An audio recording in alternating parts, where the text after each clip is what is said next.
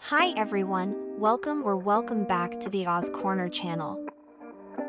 Today, I want to share some new ink colors and compare them with some inks I already have. Let's get started. Here is this week's spread. I've used sticky notes to cover the personal parts. And you can see, this week's spread has a dark gray tone, and coincidentally, I have some new gray inks from Diamine and Omis. So, I'll use the spaces in this week to swatch them. Now let's start with Diamine Earl Grey. This is a 35 milliliters bottle, and it's cute, right? I like small bottles because they allow me to buy and try many colors, but still have a nice bottle. I'm very happy the Diamine is now officially distributed in Vietnam at a good price. I saw a review on Instagram and found that this is a gray with a purple base. I already have a pretty standard gray form Traveler's Color ink, so I'm looking for more shades of gray.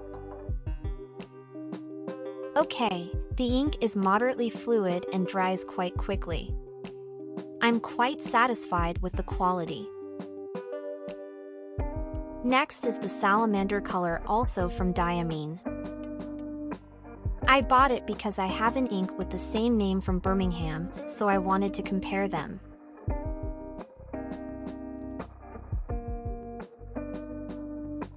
Here, it looks like a dark olive color.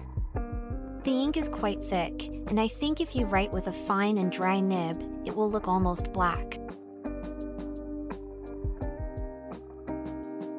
And here is the Salamander ink from Birmingham.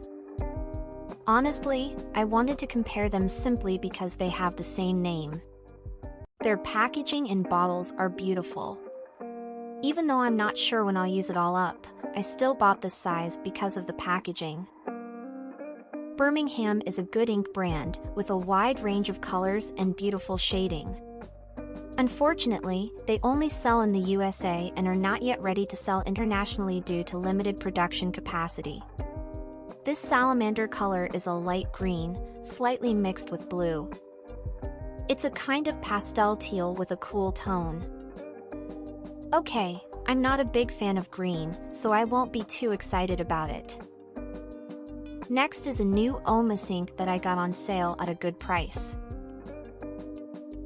It has a minimalist design with a rather unique multifaceted bulb-shaped bottle. I guess the cap was defective, which is why it was on sale. Even so, I'm okay with it. Surprisingly, the purple tone of this ink is quite prominent. I would call it more of a purple gray. The ink quality is good, and the purple gray base color is nicer than Diamine Earl Grey. Lastly, we have Tachia. I really like the packaging they use, both detailed and simple, very elegant. Each bottle of ink conveys a special aspect of Japanese culture. This Inisa color was inspired by the painting Sudden Shower at Shinohashi Bridge. It's a cool teal gray with a slight sheen that appears when there's a lot of ink.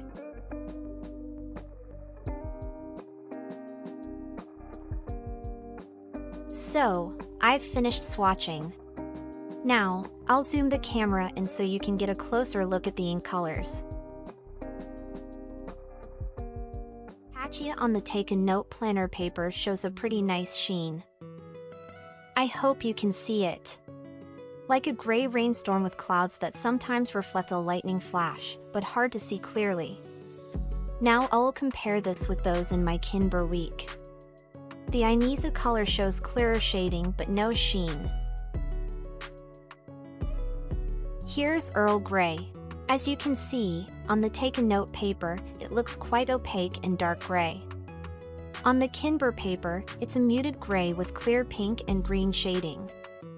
For Diamine Salamander, the two sides are quite similar. Lastly, with Omis, you can see the ink on the Kinbor paper has a more pinkish purple hue and appears a bit brighter. It's interesting how inks on Kinbor paper show better and more beautiful shading, while on Take a Note paper, the inks show sheen more clearly. I really like shading inks, so this time, I prefer the Kinbor paper. So, I've finished this week's spread and swatches. I've explained my journaling system in a previous video, so if you're interested, you can check that out. And, if you like it, don't forget to click like, comment, and follow me on Instagram. Thank you so much for watching until the end. See you next time.